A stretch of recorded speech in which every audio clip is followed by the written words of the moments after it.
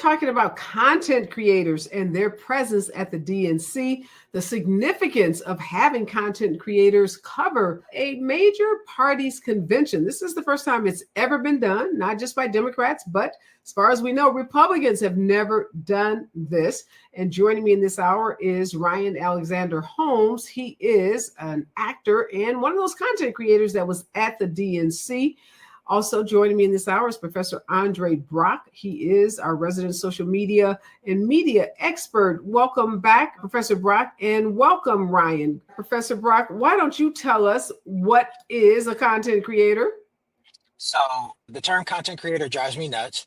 But the common understanding is that people who go online to post videos largely, but also podcasters and other types of media and manage to make it into a business are considered content creators. And they've had this inordinate influence on media because they're building off a trend from the mid 2000s that was citizen journalism, but also micro celebrity. So they've become incredibly influential because they cover many topics that mainstream news sources or publications or even industries aren't necessarily concerned about. And they've created immense followings. For me, one of the most influential ones is Marcus Brownlee, who is on YouTube under MKBHD. I believe he has easily multi-million followers. More people may be familiar with Jake Paul, who is also, he and his brother Logan Paul are YouTube creators, but they got their start on Vine. Right. And they both have managed to spin that into incredibly lucrative careers, putting themselves in front of the camera, doing crazy stuff in order to get views, but also to garner sponsorships. So why does the term, Professor Brock, content creator, drive you wild, mad, or whatever it is, just drive you crazy? In part because it's gendered, right? So in the areas that I study, it's typically men are labeled as content creators and women are labeled as influencers, despite the fact that they're both using the same tools, but women tend to cover topics which aren't necessarily as influential on the decision makers in the media sphere and industry. So men largely, right? And so women's stuff is kind of pushed to the side. They're not actually creators. They're just influencers out here doing some rhetorical moves in order to convince people, as opposed to people who actually spend time in front of the camera to build interest in other topics or talk about their passions. Okay, I think we have Ryan back. Welcome back, Ryan. Let's talk about, for you, when you hear that term, content creator, what does it mean for you in terms of the work that you do? It's what I am. It's a name. At first it was influencer. We didn't like that. So now it's content creator, and maybe it'll be digital producer. Maybe it'll be something else. But to me, I'm more concerned with what I do as a content creator and who I surround myself with. Being at the DNC, I could tell that there was a lot of curation that was involved in who they invited to attend, because all content creators or influencers aren't created the same. We're all equal, but we're not all the same. We don't talk about the same things. We come from different ethnicities, different backgrounds. And so I got to see and spend time with like a diverse group of people. And when I say diverse, I also mean the topics that people cover, right? Like, I do cover socio-political topics, but that's not like my bread and butter, what I do every day. And so there are people who are like through and through political pundits that run their own channel basically through their content, right? But I feel like I talk about lifestyle, I talk about my family, I talk about sports sometimes, I talk about pop culture. So I was seeing how all these different people from different generations, different walks of life interact with each other and interact in a space that we've never been in before, that we've never actually been, maybe not even respected enough to even be there. But I think it's undebatable to say that we don't have, as content creators, an impact on not just this election and not just elections in general, but like the world and how the world thinks. I feel like a lot of people get their news just by signing on TikTok or Instagram, and that can be bad and it can be good. But I think what I really appreciated is that they didn't look at us like, oh, they're just the content creators, we don't respect them. They really brought us in. So I take it, Ryan, this is the first time you've ever attended a Democratic National Convention. Absolutely, yeah. Okay. Do you know how you were selected. Did you have to submit an application? Did you have to submit a letter of interest? Or were you just randomly contacted by someone at the DNC saying, hey, we like you, we like what we see, we want to give you a credential? I think everybody had an experience already working with the marketing company and also creators. For Kamala, formerly known as Creators Who Vote, we had posted something along the lines that was related to the election. And then I worked actually with Doug Emhoff, the second gentleman, and did some content with him. So I think everybody that was invited had a previous sort of working relationship with the marketing agency that was working alongside the DNC. Okay, so there's a marketing agency. Those of you that get to be a certain level have contracts or at least relationships with this marketing agency, and you are supporters. I would presume everybody that was invited had to support the Democratic Party in general and Kamala Harris in particular. Dr. Brock, talk to us about how significant this was. I think Ryan was right when he said that this is a group of people that, maybe a couple of years ago, or at least 10 years ago, would have been disrespected, would not have been invited, given their credentials. They had a whole bar set up. I mean, they were taken care of. They were not treated like second-class citizens. They were treated as well, if not better, than some of the legacy media that was there. How significant was it for the DNC, for the Harris-Walz team, for the producers of the convention to reach out to folks like Ryan and say, hey, come on, we want you? This is not the DNC's first rodeo with people who make a living or show their passion online. If you may recall, there was a blog called Jack and Jill Politics. Baratunde Thurston came to fame through that blog, and Cheryl Conti, and they kicked up a fuss for the 2008 Democratic National Convention because even though their blog was one of the top trafficked blogs of that era and highly influential for Black politics, when it was time to pass out credentials to be at the 2008 convention, they were not necessarily handed credentials like some of the more popular political blogs at the time, like Little Green Football. So I say that all this to say that the DNC has flirted with social media before. This, however, represents a sea change. I think Ryan's comments that they were contacted by a marketing firm instead of by political operatives also signals a different shift in the way the DNC wants to promote itself to younger generations. They're actually trying to reach people where they are.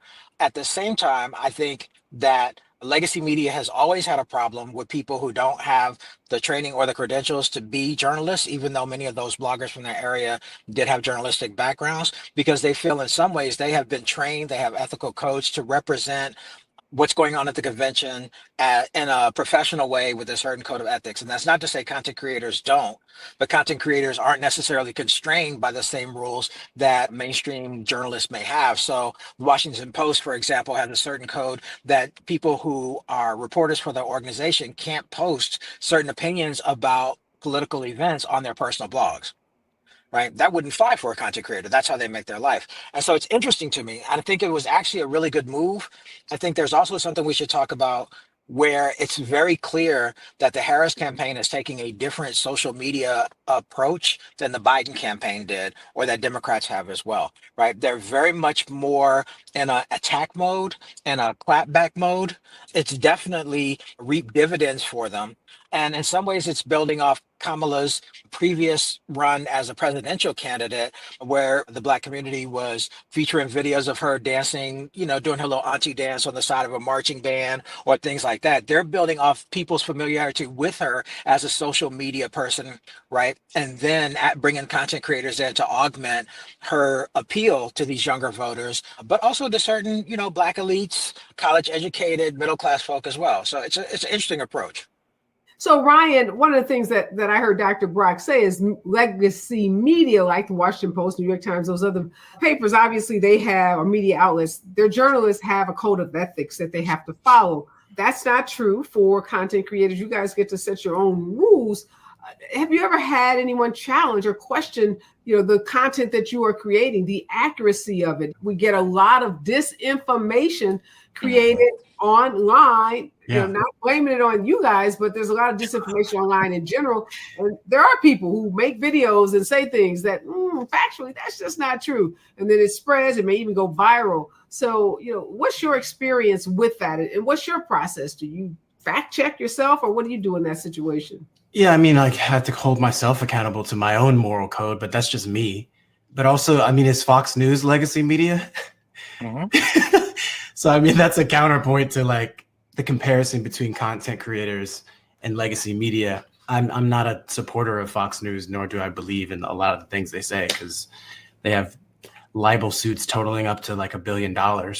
But I will say there is a certain level of truth that can't be said. This is what Dr. Brock was talking about, that can't be said on legacy media channels by these people who are the reporters and the pundits.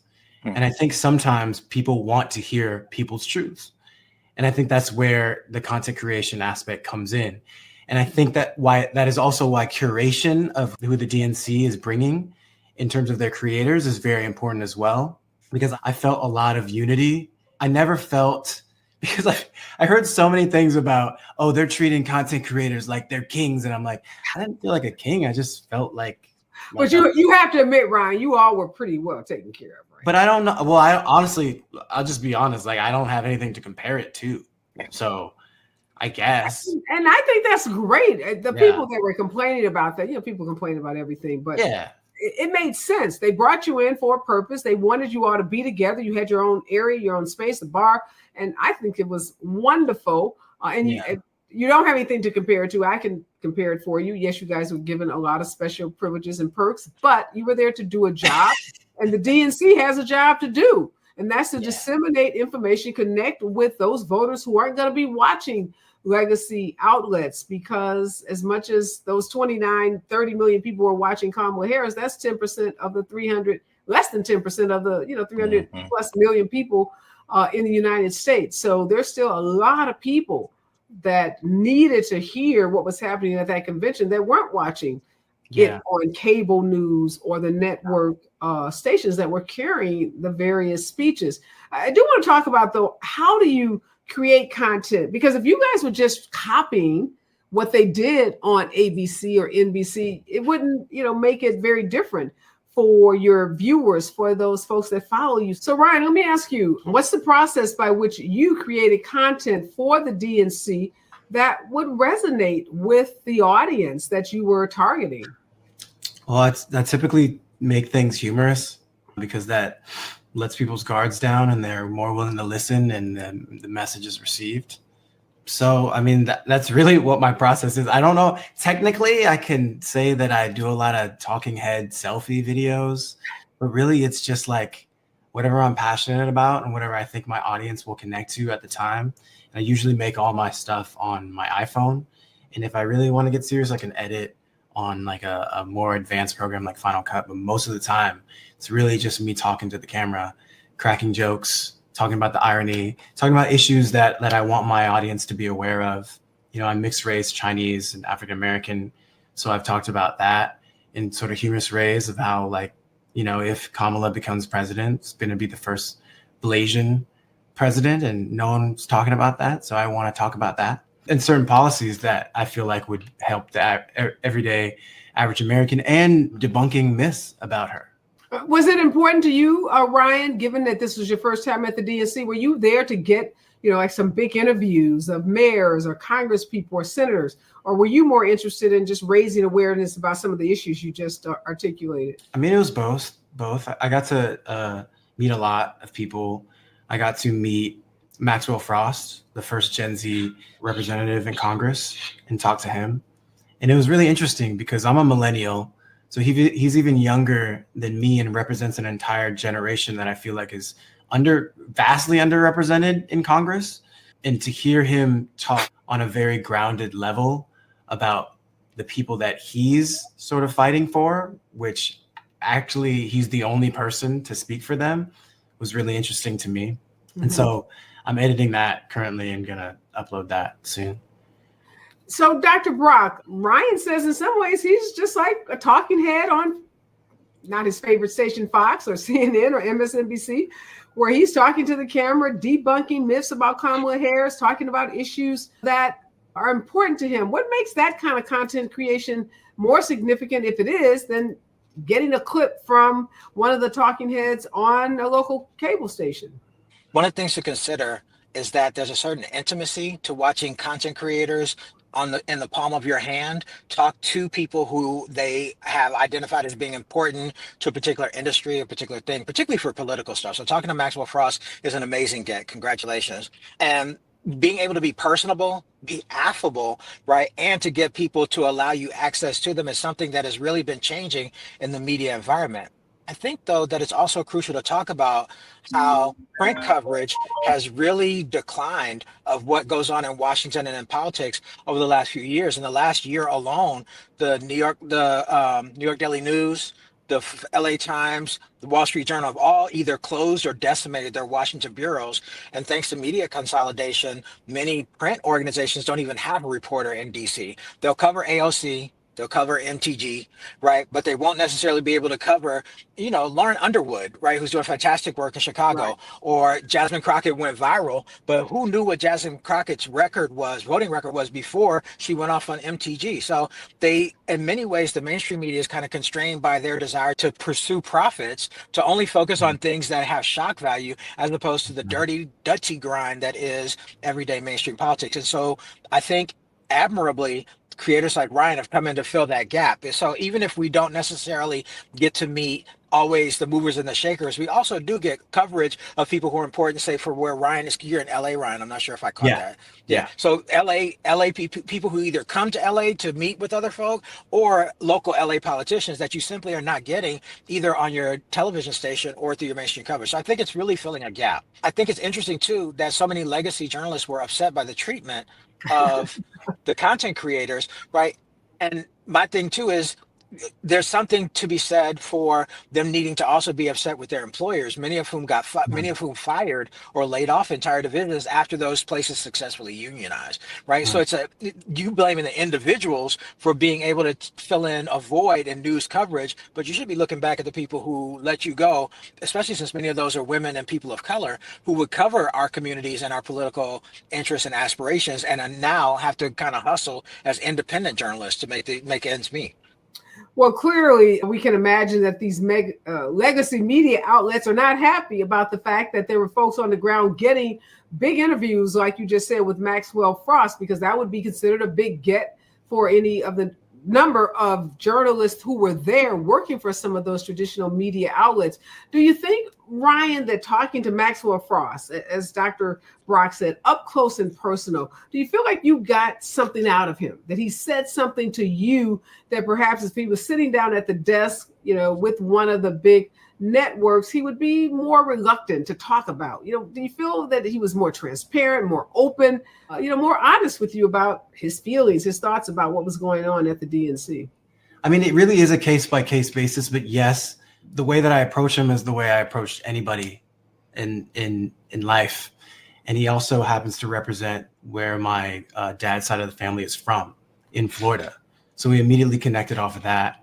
And, my questions were geared more towards like his generation and our younger generation.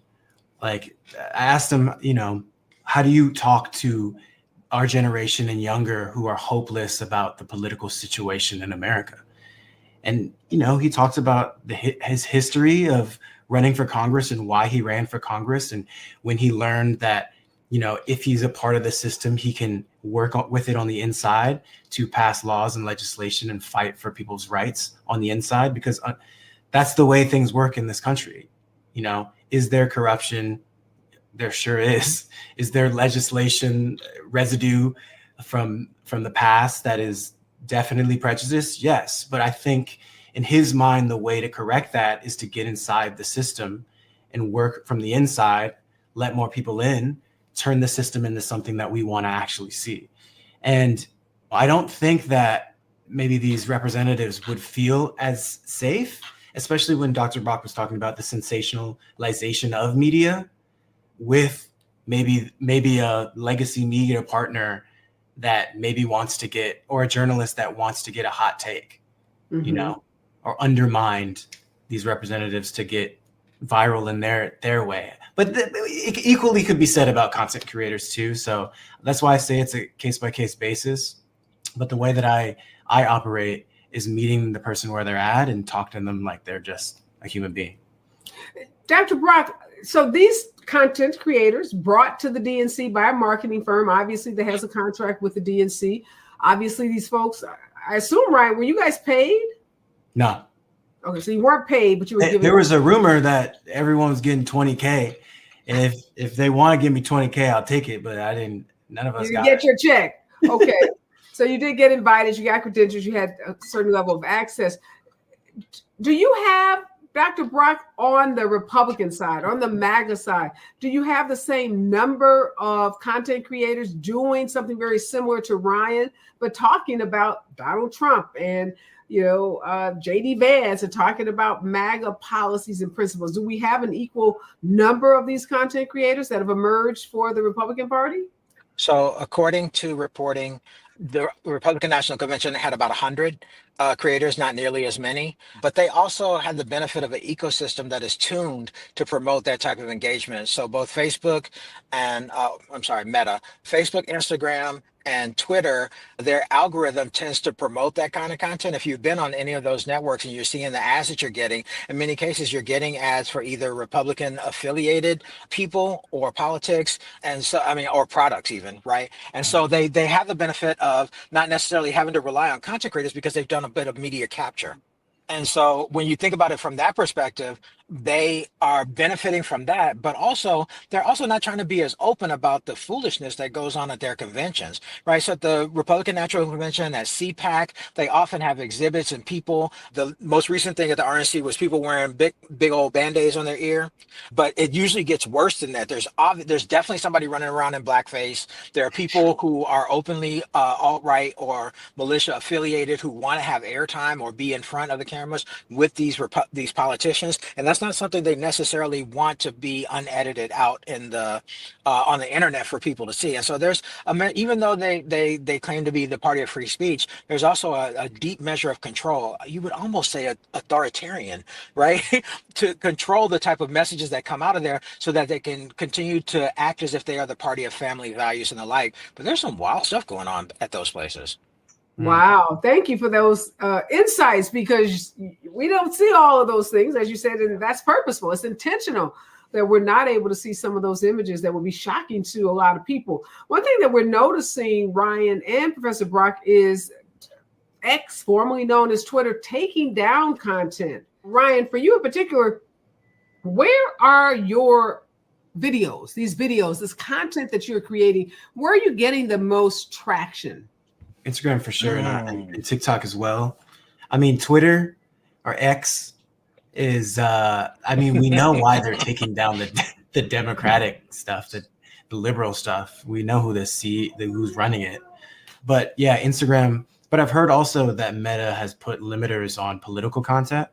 So I feel like maybe the Republicans and the people who are on that side have figured out a way to get past those, maybe to make their engagement higher. But what I realize is my engagement is higher when I talk about a policy, but I do not frame it in a political way, right? Mm-hmm. So give us an example. If we're talking about the price of groceries, and I just talk about why inflation exists and the corporations that do that, and what the current administration is doing to fight that, or what the government is doing to fight that. That's different than saying you need to vote for this person because they're doing this. Because a lot of people are triggered just by the word Kamala or by the word Democrat. And the dance as a content creator, because we're very learned in the ways of getting our engagement as high as we need it to be, is understanding how to make something universal, yet still get your point across and still be you, and still fight for the causes that you want, but do it in a way where the most people have their guard down and are willing to listen. Like, humor is a technique, obviously, but also talking about it in a nonpartisan way is another technique. So I know both of you have seen Piles, and I guess Piles would qualify as a content creator. He has this viral video now where he's going off on people, saying Black men who are constantly requesting that VP Kamala Harris explain herself. He says to them, y'all cool with the white man not explaining himself. So you use humor, Ryan. Professor Brock, Piles uses profanity. I mean, Plies is Plies. he's a multi-platinum award-winning artist, a rapper, right? He has a degree in mechanical engineering, if I remember correctly. So he's never been stupid, but his down home aura and his capacity to give the impression that he's doing real talk, which is something, Black people really believe in, I think has definitely catapulted him at the forefront of basically everyday folk who are engaging with how we treat our politicians, how we talk to and about our politicians in a way that I find really entertaining. I'm not gonna lie. Well, you're right.